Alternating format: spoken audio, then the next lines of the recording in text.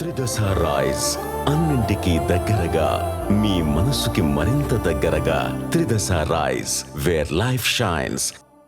మేడిపల్లిలో కట్టుకున్న భర్తనే దారుణంగా ప్రియుడితో కలిసి హత్య చేయడం జరిగింది. దీనికి సంబంధించి మొదట అనుమానాస్పద కేసు నమోదు చేసి దర్యాప్తులో భార్యనే హత్య చేసినట్టుగా పోలీసులు గుర్తించారు. ప్రస్తుతం మనతో పాటు మల్కాజ్గిరి డీసీపీ శ్రీధర్ ఉన్నారు. ఒకసారి మాట్లాడదాం. సార్, ఎట్లా భర్తని హత్య చేసింది, కారణం ఏంటి సార్? మాకు డిసెంబర్ 12th రోజు కంప్లైంట్ పూర్ణిమ అని చెప్పేసి హౌస్ వైఫ్ ప్లే స్కూల్ నడిపిస్తుంది ఇంట్లోనే. ఆవిడ తన భర్త ఇట్లా వాష్రూమ్లో పడి చనిపోయింది అన్న దాని మీద ఒక కంప్లైంట్ ఇచ్చింది. సో ఇనిషియల్గా దాన్ని మనము అన్యాచురల్ డెత్ కింద రిపోర్ట్ చేయడం జరిగింది. ఆమె ఆ డెత్ మీద ఎట్లాంటి సస్పీషియస్ వ్యక్తం చేయలేదు. మేబీ హార్ట్ అటాక్ ఉండొచ్చు అని ఆమె డౌట్ ఎక్స్ప్రెస్ చేసింది. సో దాని మీద మనం పిఎంఈ కండక్ట్ చేయించినప్పుడు పిఎంఈలో డాక్టరు దాని మీద డౌట్ వ్యక్తం చేయడం జరిగింది. ఇది చూస్తే స్ట్రాంగులేషన్ అంటే బలవంతంగా గొంతు పిసికి చంపడం ద్వారా చనిపోయినట్టు కనిపిస్తుందని చెప్పేసి పిఎంఈలో డాక్టర్ ఐడెంటిఫై చేయడం జరిగింది. ఆ రిపోర్ట్ను బేస్ చేసుకొని మనము ఇనిషియల్గా వైఫ్ ఎందుకు ఇట్లా అబద్ధం చెప్పింది అనే దాని మీద ఇన్వెస్టిగేషన్ స్టార్ట్ చేయడం జరిగింది. మేడిపల్లి ఇన్స్పెక్టర్ అండ్ వాళ్ళ టీము. సో దాంట్లో భాగంగా ఆమె సిడిఆర్ తీసుకొని తర్వాత అదేవిధంగా ఇంటి చుట్టుపక్కల ఉన్న సీసీ ఫుటేజెస్ ఇట్లాంటివి కూడా మనం వెరిఫై చేయడం జరిగింది. తర్వాత కాలనీలో కూడా మనం ఎంక్వైరీ చేసుకున్నప్పుడు ఈమెకు అదే కాలనీలో ఉన్నటువంటి మహేష్ అనే వ్యక్తితోటి ఆయన వాళ్ళ సిస్టర్ వాళ్ళ కూతుర్ని ఈ ప్లే స్కూల్లో జాయిన్ చేయించినప్పుడు వీళ్ళిద్దరికీ పరిచయము. సో తనతోటి లీగల్ ఇంటిమసీ ఉన్నట్టు మనకు అర్థమైంది. సో దాని మీద ఇద్దరిని కూడా కస్టడీలోకి తీసుకొని విచారిస్తే వాళ్ళు చేసిన నేరాన్ని ఒప్పుకున్నారు. సుమారు గత 6-7 నెలలుగా వీళ్ళిద్దరి మధ్య ఈ లీగల్ ఇంటిమసీ ఉండడంతో అది వాళ్ళ హస్బెండ్కు తెలిసింది, డౌట్ వచ్చింది వీళ్ళ మీద.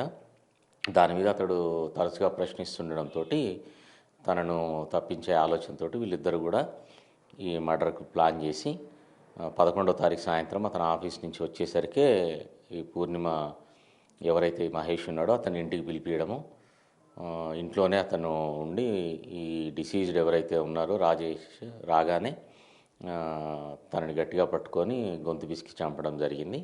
ఈ మర్డర్ కొరకు ఎవరైతే మహేష్ ఉన్నాడో మహేష్ వాళ్ళ ఫ్రెండ్ సాయి కుమార్ అని చెప్పేసి అతని సహాయాన్ని కూడా తీసుకున్నారు. ఆ రోజు అతను కూడా దీంట్లో పార్టిసిపేట్ అయ్యారు. మొత్తం ముగ్గురిని కూడా రిమాండ్ చేయడం జరిగింది. అంటే ఎట్లా ముందు తప్పించుకునే ప్రయత్నం చేసింది సార్? ఆమె ఒక పోస్ట్మార్టం కూడా వద్దు, మేము అవసరం లేదు, న్యాచురల్గా చనిపోయింది అని చెప్పేసి అన్నారంటే సహజంగా ఇట్లాంటి వాళ్ళు చెప్తారు.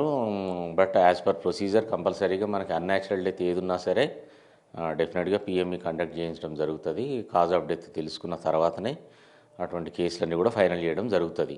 సో ఇటువంటి నేరాలకు పాల్పడి తప్పించుకోవచ్చు అనే ఆలోచన చేయడము మూర్ఖత్వం తప్పితే ఇంకోటి కాదు. డెఫినెట్గా ఏ క్రైమ్ చేసినా సరే అది వెనకో ముందో లేట్గానైనా సరే డెఫినెట్గా పోలీసుకు తెలుస్తుంది, చట్టానికి దొరుకుతారు. కాబట్టి ఇటువంటి పనులకు దూరంగా ఉండాలని చెప్పేసి కోరుకుంటున్నాం పోలీస్ తరఫున. ఈ మధ్యకాలంలో చాలా వివాహేతర సంబంధాలే ఎట్లాంటి దారుణాలకు పాల్పడుతుంది. అట్లాంటి వారికి పోలీస్ పరంగా ఎట్లాంటి కౌన్సిలింగ్ ఉంటుంది, ఎట్లాంటి సూచనలు? అంటే ఇటీవల తరచుగా చూస్తున్నాము అన్ని చోట్ల కూడా ఏదైతే సోషల్ మీడియా పెరగడము, ఈ లైఫ్ స్టైల్ ఏదైతే జాబ్ ఆపర్చునిటీస్ పెరిగి ఎక్కువ మందితో ఇంటరాక్షన్ ఉండే ఇటువంటి క్రమంలో ఈ రిలేషన్స్ ఇల్లీగల్ రిలేషన్స్ అనేటట్టు ఎక్కువ కావడం జరుగుతున్నాయి. సో పోలీస్ పరంగా మేము చెప్పేది ఒకటే, ఏదైతే మ్యారేజ్ రిలేషన్ ఉందో దానికి గౌరవించండి. ఆ నమ్మకాన్ని భార్యాభర్తల మధ్యలో ఏదైతే నమ్మకం ఉంటుందో దాన్ని కాపాడుకుంటూ లైఫ్ని గడపండి. ఇన్ కేస్ ఏదైనా డిస్ప్యూట్స్ ఉంటే మీకు విడిపోవడానికి లీగల్గా చాలా మార్గాలు ఉన్నాయి. చట్టపరంగా విడిపోయి ఎవరి లైఫ్ వాళ్ళు గడపచ్చు తప్పితే ఇటువంటి పనులకు పాల్పడడం వల్ల ఏం ఉపయోగం లేదు. ఇప్పుడు ఎవరైతే దీంట్లో పార్టిసిపేట్ అయ్యారో డెఫినెట్గా వాళ్ళకు కన్విక్షన్ వచ్చే అవకాశం ఉంటుంది. దీంట్లో వాళ్ళ లైఫ్ అంతా కూడా మళ్ళీ జైల్లోనే ఉండాల్సి వస్తుంది తప్పితే ఏం ఉపయోగం ఉండదు. ఫర్దర్గా ఇటువంటి వాటిలో ఎవరైతే ఇద్దరికి సంబంధం ఉందో ఆ వైఫ్ పారామర్ వాళ్ళకు సపోర్ట్గా ఇంకో ఫ్రెండ్ పోయిండు, ఇతనికి అసలు అవసరమే లేదు ఇష్యూలో. సో అందరూ కూడా గమనించాలి. యువత ఏదైతే ఉందో మీకు ఆ సంబంధం లేని విషయాల్లో జోక్యం కల్పించుకుంటే ఇప్పుడు ఇదే మర్డర్ కేసులో తనకు కూడా వస్తుంది. Just he's aged about 24-25 years. అతని లైఫ్ అంతా కూడా స్పాయిల్ అవుతుంది. కాబట్టి అది గుర్తుంచుకోవాలి అందరూ కూడా. చట్ట వ్యతిరేక పనులు ఏది చేసినా సరే చట్టానికి దొరికినప్పుడు దొరుకుతారు ఖచ్చితంగా. మీ లైఫ్ అంతా కూడా స్పాయిల్ అవుతుంది. మీకు ఏదైనా సమస్యలు ఉంటే దాన్ని చట్ట పరిధిలో ఏ రకమైన సొల్యూషన్ దానికి వెతుక్కోగలుగుతారో దాన్ని చూడండి తప్పితే ఇటువంటి పనులకు పాల్పడొద్దని చెప్పేసి విజ్ఞప్తి చేస్తాను. సార్ ఇప్పుడు బాబు ఉన్నటువంటి 12 ఇయర్స్ ఎవరి దగ్గర ఉన్నాడు, వాళ్ళ కుటుంబ సభ్యులకు అప్పచెప్పారు ఎట్లా? ఇప్పుడు ప్రస్తుతానికైతే వాళ్ళ రిసీజ్డ్ వాళ్ళ రిలేటివ్ ఫ్యామిలీ మెంబర్స్ ఉన్నారు, వాళ్ళకే అప్పగించాము. ఇది ఫర్దర్గా అది వాళ్ళ ఫ్యామిలీ మ్యాటరు, దాన్ని వాళ్ళ పెద్ద మనుషులు ఎట్లా కూర్చొని చేసుకుంటారు, వాళ్ళ పరంగా దాన్ని మేము సపోర్ట్ చేస్తాము. లీగల్గా మా పరిధిలో ఉన్నంత వరకు కేసుకు సంబంధించిన ఇష్యూనే మాది. ఆ అబ్బాయి బాధ్యత అనేటటువంటిది వాళ్ళ బంధువులు చూసుకుంటారు. సార్ ఇది ఫస్ట్ అటెంప్, అంతకుముందు కూడా ప్రయత్నించిరా సార్ ఈ మహేష్ని, అశోక్ని ఎట్లా అయినా చంపాలని? ఇనిషియల్గా మా ఇన్వెస్టిగేషన్లో అయితే అంతకుముందు ప్రయత్నాల గురించి ఏం తెలియలేదు. మళ్ళీ పోలీస్ కస్టడీకి తీసుకున్నప్పుడు వాళ్ళని విచారిస్తే ఫర్దర్గా ఏమైనా తెలిస్తే చెప్పలేము.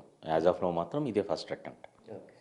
అయితే తన వివాహేతర సంబంధానికి అడ్డొస్తున్నాడని చెప్పేసి ఎలాగైనా భర్తను అడ్డు తొలగించుకోవాలని చెప్పేసి ప్రియుడు మహేష్తో పాటు అతని స్నేహితుడు మరొకరి సహాయం తీసుకొని అశోక్ని దారుణంగా చున్నీలతో హత్య చేసి ఆ తర్వాత న్యాచురల్ డెత్గా క్రియేట్ చేశారని చెప్పేసి కూడా పోలీస్ దర్యాప్తులో గుర్తించారు. ప్రస్తుతం ముగ్గురిని కూడా అరెస్ట్ చేసి రిమాండ్కి తరలించామని చెప్పేసి కూడా మల్కాజ్గిరి డీసీపీ చెప్తున్నారు. కెమెరామెన్ శ్రీకాంత్తో సురేష్, బిగ్ టీవీ, హైదరాబాద్.